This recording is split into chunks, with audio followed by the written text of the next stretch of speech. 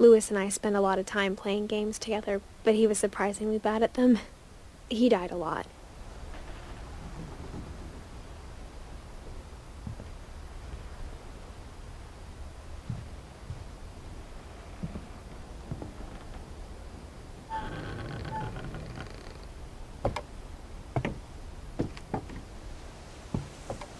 On the way back from Lewis's funeral, my mom told me to start packing.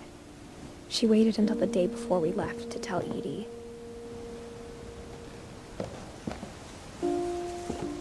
I'm not sure if she wanted to make it easier or harder.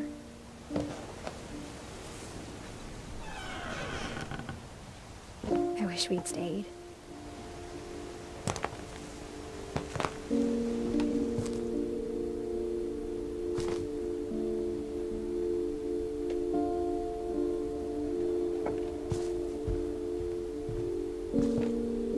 My mom ended up leaving everything behind.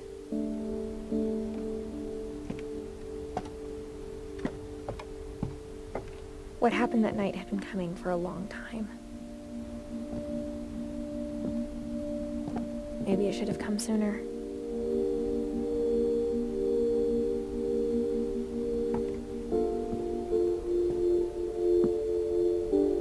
But it had to end one way or another. All that's left now is to tell you about that last night.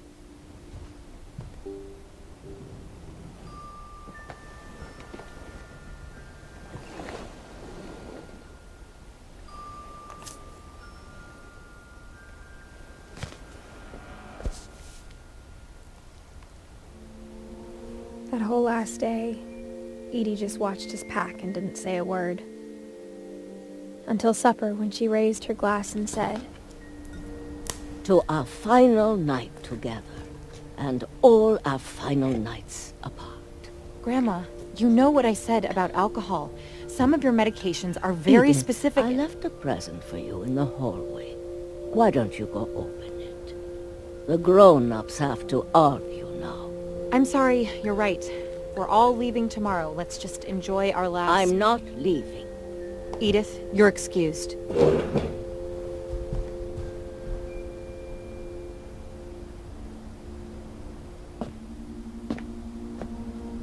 The power had been shut off that morning, but Edie always had plenty of candles.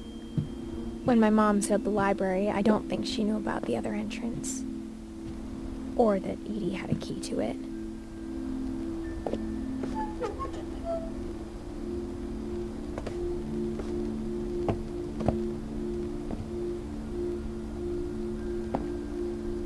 That thing you're afraid of isn't going to end when you leave the house. Edith has a right to know these stories. My children are dead because of your stories. I think it's best if Edith and I leave tonight.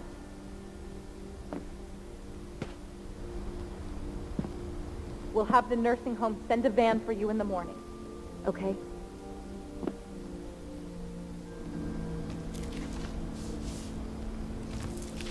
Dear Edith, there's so many stories I wish I could tell you, but there's only time for one. This is about what happened on the night you were born. That night, the tide went way, way out.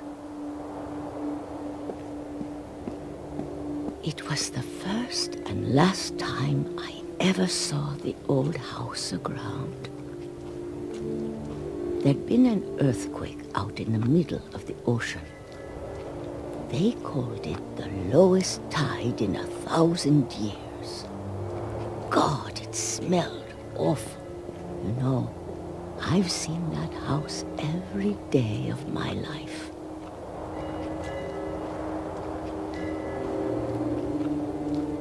But I never thought I'd go back to it. When the fog rolled in, I lost my way.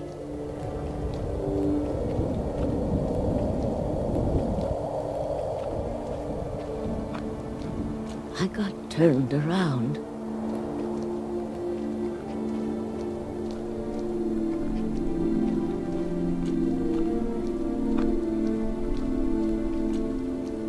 For a while, I wondered. I started seeing things.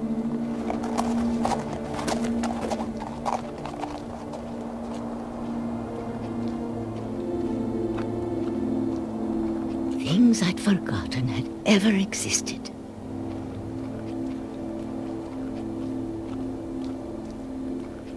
But when I saw them, they felt like old friends.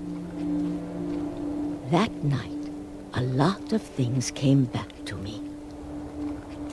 Or maybe I came back to them.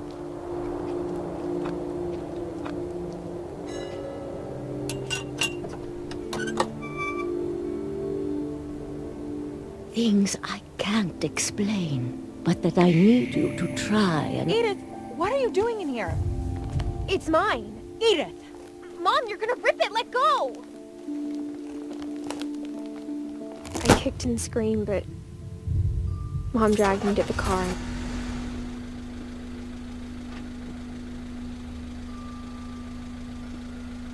I never saw Great-Grandma Edie again. The next morning, the band came to pick her up, but she was already gone.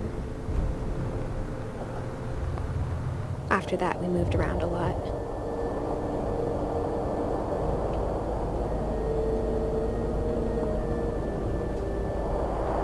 We both tried to make the best of it.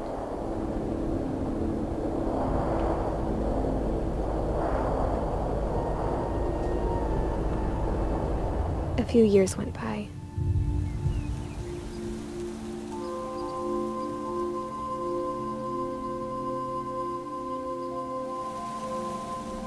My mom didn't like to talk about it, but she started getting sick a lot. The rest happened pretty quickly.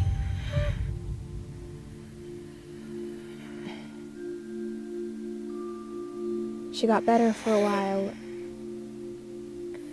and then she didn't. And then I was alone. The last Finch left alive.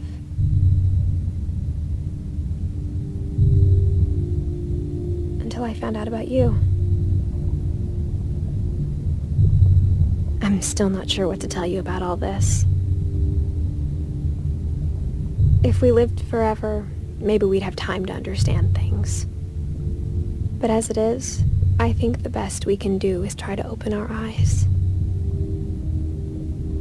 And appreciate how strange and brief all of this is.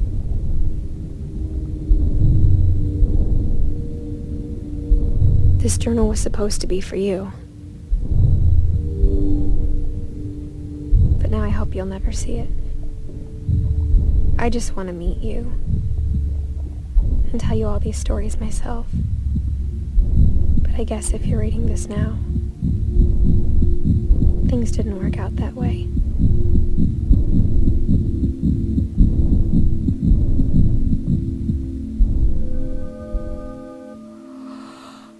This is where your story begins. I'm sorry I won't be there to see it. It's a lot to ask, but I don't want you to be sad that I'm gone. I want you to be amazed that any of us ever had a chance to be here at all. Good luck.